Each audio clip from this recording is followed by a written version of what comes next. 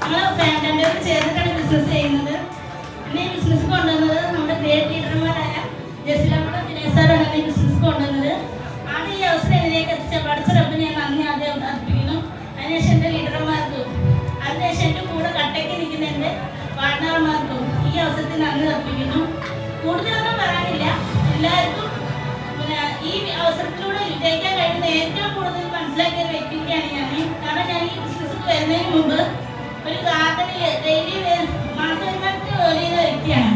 അപ്പോൾ എനിക്ക് ഒരു ചെറിയൊരു എനിക്കല്ല വല്യമ്മക്ക് ചെറിയൊരു ഹെൽത്ത് ഇഷ്യൂസ് ആയിട്ട് ഹോസ്പിറ്റലായ സമയത്ത് ഞാൻ പോലും അറിയാതെ എൻ്റെ ഉമ്മാൻ്റെ അക്കൗണ്ടിൽ ഇങ്ങനെ വരുമാനം വരുന്ന കണ്ടപ്പോൾ എനിക്ക് എന്തുകൊണ്ട് എടുത്ത് ചെയ്തുകൂടാന്ന് തോന്നിയത് കൊണ്ടാണ് ഈ അവസരം ഞാൻ ഏറ്റെടുത്ത് ചെയ്തു തുടങ്ങിയത്.